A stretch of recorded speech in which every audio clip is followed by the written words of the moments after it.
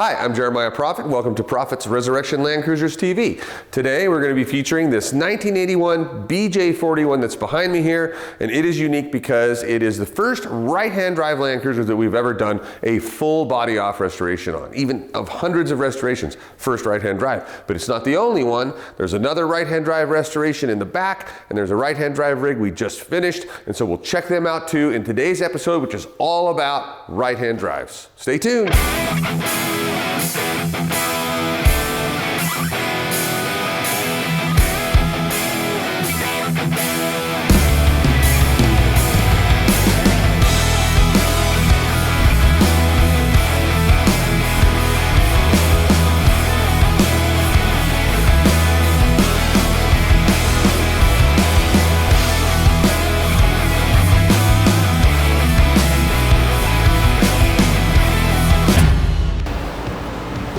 Is this right-hand drive, this vehicle? No. Then we're not talking to you about it. Okay. You could have fooled me from those non-USA mud flaps. Although those look Colombian, and it's not Colombian either. So he fooled me into thinking it might have been right-hand drive. We're doing an episode and we're talking just primarily about right-hand drive Land Cruisers today. So this guy can't have his rig on the episode, even though I know he's waiting to see it on an episode. He'd love to see it on an episode, but because it's not right-hand drive, we're not gonna show it. We're not showing any of it. Can we use that section of Caddyshack when he drives up in that right-hand drive car? Don't play games with me, Ty. Put that steering wheel over here where it belongs and get this out of here. I got it, Judge. You remember that? But this is right-hand drive. A very different right-hand drive project. Some stuff I think that's probably, I don't know, never been done before in Land Cruisers. I've seen some four-door 40s. That's what this is, Aqualoo tub, four-door 40. In mock-up, actually very close to being taken apart for restoration. A lot of the mock-up is done. But it's right-hand drive as a throwback to the Australians, and I know we already talked about this rig, and I even got some love from some of you Australians about it, but just goes to show you that right-hand drive rigs are popular and people will do some super cool things with them. Oh, let me show you what's unique about this. So this is stereo equipment. I gotta muscle my way through the stereo equipment. This is gonna be a kick-ass stereo in a right-hand drive rig. This is what's unique about this. It's an 80 series chassis, but it's a left-hand drive 80 series, so we've converted it to right-hand drive power steering. That means taking the panhard bar support from the frame, replacing that with right-hand drive components and a right-hand drive steering box, obviously, and other right-hand drive stuff that's axle related to get the steering wheel on the right side or the wrong side, however you think about it, on an 80 series chassis. There's some other unique things about this too. These are the back doors that we shortened for this. And because there's not room for a window regulator in that door, we did power windows. The power window is pretty complicated in a really small space like this. So we had to build this inner door panel structure that will hold all of the mechanisms to make it a power door. Anyway, it's gonna be pretty cool. Power window, not power door. And then in the front door, this mechanism you can get everywhere, and this is the motor, and it just turns the original window regulator crank. So instead of a handle there, you've got an electric motor to turn that. So a little bit easier to get power windows in the front doors. Back one's slightly more complicated in this right-hand drive four-door HJ40. And this is another right-hand drive rig that we didn't restore, but we did put quite a bit of work into it, and I'll show you. But since it's frosted up, even the door's shut, frozen shut. Let me start it up and we'll let it warm up. Then we'll take it for a spin.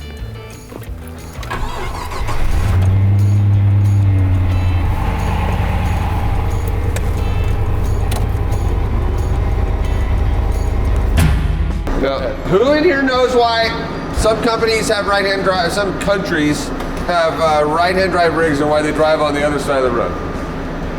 Why? Imperial legacy. Huh? Imperial legacy. What? Well, things settled by like the British. The British Empire.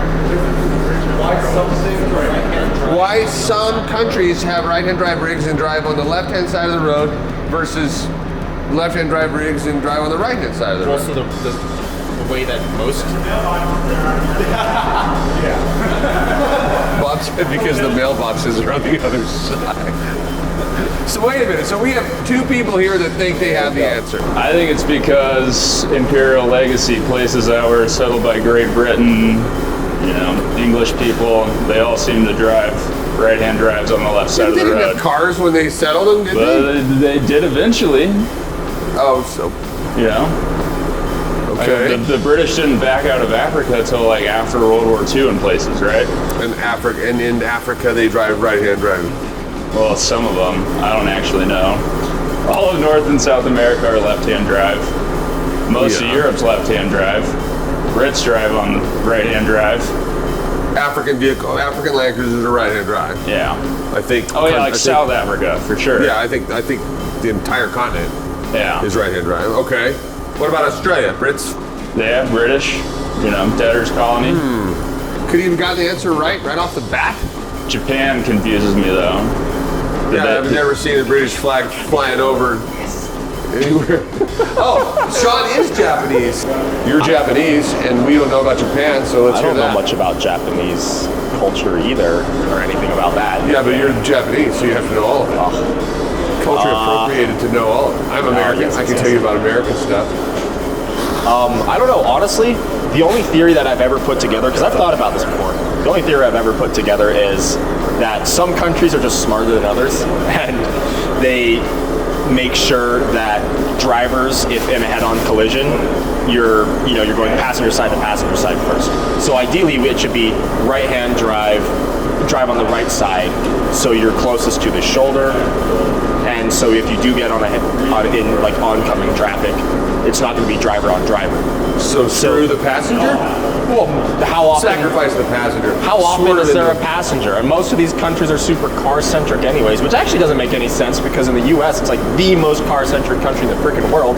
We're drive on the right side and the left. It's driver on driver. So you'd think that actually decrease the total number of cars and drivers on the road. But I'm going off on a tangent. I have no clue. Okay. My honest answer to that is I think it's a safety thing. It's a road safety thing. Yeah, but why is it different? Because So what you're Why saying are our is, health if codes I'm the different than driver another and I'm going to be closer to the other car that's coming at me, then that's I can judge the distance better because I'm on that guy's side, right? But why swap it? I don't know. I've never put the only I have a guess. I think I like Chris's answer. I like Chris's answer too, but I have a guess that predates cars. So I think that.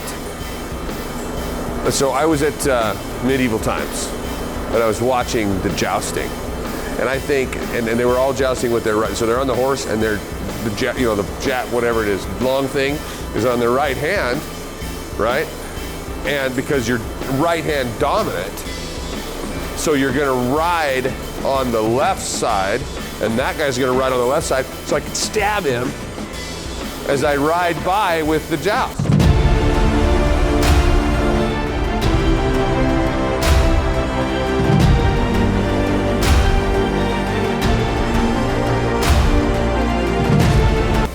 So you would traditionally ride on the left side of the path because the guy coming the other way. So your right hand, so your weapon's hand is on the side of the guy you're trying to get.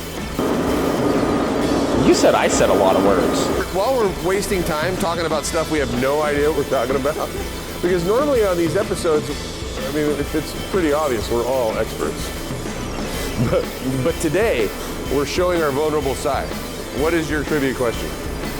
What country that's considered part of North America drives left-hand drive vehicles on the left side of the road? Nobody ever. That's lunacy. That's It doesn't make any sense, but It's a real thing? yeah, A country that's... it's part of the U.S. Virgin Islands. And they drive left-hand drive cars On the left. on the left side of the road. Yeah, like Completely making everything that Sean said make no like sense whatsoever. 90% of their passenger vehicles are left-hand drive, but they still drive on the left. So I'm guessing that this is a place that doesn't manufacture any vehicles, And so they're getting their vehicles from us because we're closer, but they follow the other rule, whether it's your idea about the Brits or my idea about jousting, for some reason. So I don't know. Is it U.S. Virgin Islands? Yeah. I give up. Pretty sure it's St. Thomas. St. Thomas. Yeah. They have all these signs that say like drive on left, but most of their passenger vehicles are left-hand drive. St. Thomas. St. Thomas sounds like a British name. And I daily drive a right-hand drive on the right side of the road, so I'm basically an expert in the matter. Okay, so while we're doing this, we're going to do a right-hand drive tutorial. So everybody who has a right-hand drive vehicle has made this mistake. But the secret is to approach the vehicle from the correct side. Everybody goes to the wrong side if you're not used to it, just out of habit. So I did it right. Now let's go. So I successfully approached the vehicle from the right side, probably because I was just thinking about it. Other than that, there's sort of, it's not hard to get used to driving a right-hand drive vehicle, but probably, other than getting in on the wrong side, probably the hardest thing to get used to, and everyone who's driven a right-hand drive vehicle and who's normally driving left-hand drive vehicles will attest to this.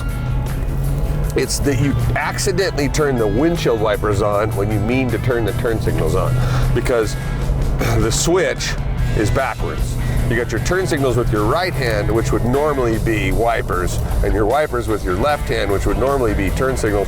And so you just sort of automatically forget and go to turn on your turn signals and actuate the windshield wipers. I have seen everyone do it who's driven, I've been driving with, in a right-hand drive vehicle with. But I think I'm kind of over that. I've spent so much time in right-hand drive vehicles, like I said, E7, driving all the way around the world in right-hand drive vehicles. Plus I own 1, 2, 3, 4 right-hand drive vehicles that I drive pretty frequently. So I think I've kind of got used to it. But anyway, this HJ61 is right-hand drive. I already mentioned it's not a restoration, it's an engine conversion. And it's probably kind of a controversial engine conversion. What we did on this HJ61 is we removed the 12HT, which is an awesome Toyota diesel, but it was exploded. And the one that was in it before that was exploded, and there really just aren't any replacements anymore.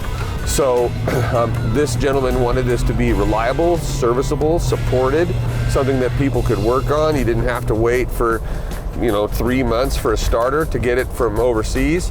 And so we went ahead and we did the unforgivable LS3 Chevy V8 engine, 6L80 automatic. So some of you guys are cheering, some of you guys are cringing, but that's what we did. This car will do this.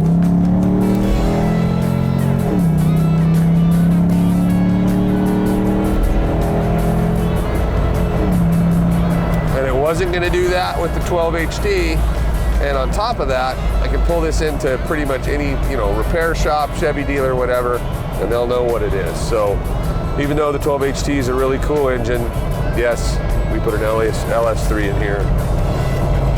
Deal with it. So another, not a first, but another interesting thing we had to do to this HJ61 when we did the engine conversion is a 24 to 12 volt conversion. So this was a 24 volt 12HT, so the entire vehicle was 24 volts. And when we switched to the LS3, which obviously isn't available in a 24 volt version, we did a 12 volt conversion. So that means instrument cluster, all the fans and various motors, lights, power windows and locks, all of that stuff had to get swapped out to 12 volts at the same time, which does allow for a much nicer stereo. So he's got a nicer stereo, faster engine, right-hand drive HJ61.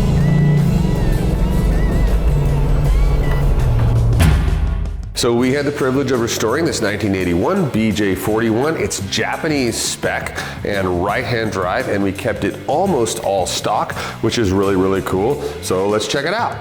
First of all, we refinished this BJ40 in a different color than stock. This is Toyota Heath Gray, and Heath Gray is a color that they never used on a 40 series, but I have seen it on FJ55s, so it's a factory Land Cruiser color, and probably my favorite color gray we've ever used. This BJ41 is lifted with our shackle reversal and a 2.5-inch Old Man Emu lift, pretty standard for us. Wheels and tires on this are factory white spoke FJ40 wheels, wrapped with 33 1050 Toyo Open Country MTs. I've started to really like these Toyo tires, by the way, and they are going to be our go-to tire on lots of rigs from here on out. We've stretched the wheelbase 4 inches by reversing the back springs and moving the wheel well opening back within the quarter panel. This vehicle features our PRLC front off-road winch bar and the standard PRLC dual swing out rear bumper that comes on lots of our rigs. This vehicle is 24 volts, and adding accessories to a 24 volt vehicle can be a little bit complicated. Luckily, most LED lights are 12 and 24 volt capable, like the rigid truck lights and also the rigid A series lights in the roll cage. Also, the Diode Dynamics light bars in the front bumper and on our rear dual swing out bumper are 12 and 24 volt compatible. A couple of other accessories that we can get in 24 volt versions are the ARB air compressor and the Warn Xeon winch. But there are some things that you have to add that aren't 24 volt compatible. One of those is a stereo. It doesn't seem like anybody makes a good 24 volt stereo option. So in that case, we've got to use a 24 to 12 volt converter to run those accessories. In this case, the 24 to 12 volt converter runs the retro stereo that you can see using our PRLC speaker mounts in the back, and also the cell phone charger in the PRLC center console. As you can see, I dressed to match this vehicle today like I like doing with our restorations. So let's talk about the inside. This BJ41 is a little different from a domestic FJ40. First of all, you'll notice the absence of the lower dash. Just didn't have them on this model. Other than that, a couple of things. Being a diesel, we've got the glow plug indicator, and that's really not even what it is. Toyota called it Super Glow, and what's cool about this is when to actuate the glow plugs, you turn the key backwards, and there's a coil inside of there that's going to physically heat up just like the glow plugs, and at the exact same time, when that coil is glowing red, then we know it's time to start the vehicle. Other things that are a little bit different about this, being a BJ, is it has a cable that you actually have to pull to shut the engine off. Now that's not factory, but the motor called an EDIC motor that used to run that is notoriously bad. So this is a much more reliable way to make sure you can start and stop the vehicle. Another cool thing about a BJ41 is a vacuum actuated transfer case, like an HJ62, except for older in this case. This knob right here, FD, stands for front drive, and if the vehicle were running, that would be lit up red right now to show that vacuum had actuated the transfer case and put it in 4-wheel drive. Another cool thing that's neat to know about this is just dropping the vehicle into low range actually also activated the transfer case. Pretty high-tech stuff. In the dash of this vehicle, we've got our standard ashtray switch panel, in this case with controls for the ARB compressor and both lockers, plus the interior light. We've got our retro stereo that I mentioned. We have our retro stereo that I mentioned, which is running on a 24 to 12 volt reducer. On the glove box door, a cool 5-speed plaque that we have custom made to show that we built the vehicle, and also that we converted this from a 4-speed to a 5-speed. Other cool stuff inside. These are the factory front seats. You can see we've covered in this really cool weathered leather. This is we call this a PRLC Tuffy box, but it's really just a Tuffy box that we have converted the top on to look a lot cooler. It's got our wireless charger, cell phone tray, and some Tuffy box switches in the front that run the other lights and some USB charging ports. In the back, we've got one of our fold and tumble rear seats. These are made by Bestop, and you can see that we've covered it in the same leather. A cool thing about a fold and tumble seat is it allows the rear passengers to have 3-point retractable seat belts just like the front. Another feature of the interior of this Land Cruiser is 2/3 of our PRLC family roll cage. We couldn't do the A-hoop, traditional A-hoop, because it would have been right in the way of the throttle pedal. To make this roll bar a little bit more functional, you can see that we tied the B-hoop into the frame with one of our isolated roll bar tie-down kits. As always, I like to talk about the underside of our body off restorations. That is because we spend so much time under them trying to make them just as beautiful under there as they are up on top. The underside of this body tub was sprayed with 2-part polyurea spray liner, as was the interior in body color. And you can see that we've either replaced, re-zinced, refinished every other fastener, shield, hose, line, and doodad.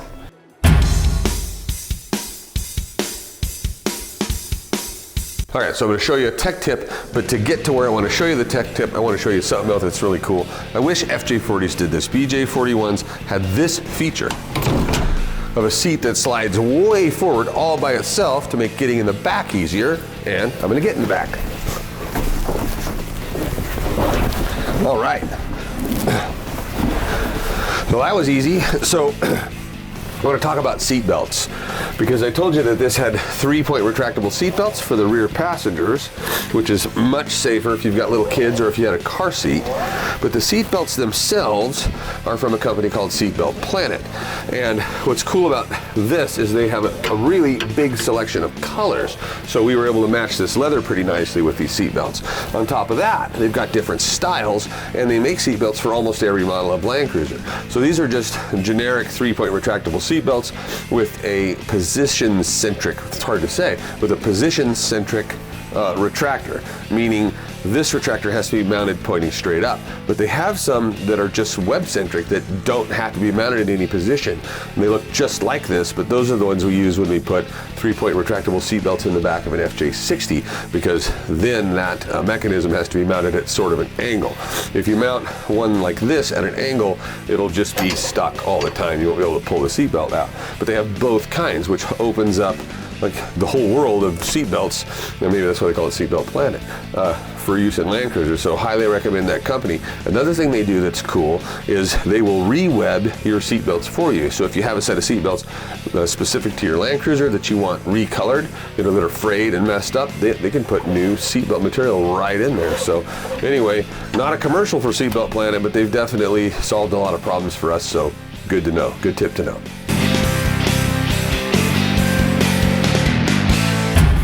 Thanks again for watching this episode of Profits Resurrection Land Cruisers TV. Check us out on Instagram. We are Pro Cruiser. Facebook, Profits Resurrection Land Cruisers.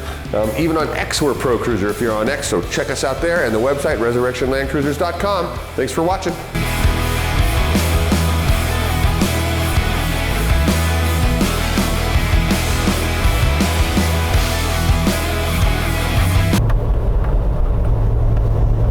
You think we could jump it? I bet we could jump it. You're jumping on the railroad tracks. Let me get out so I can get it from the outside. It'll be way more exciting.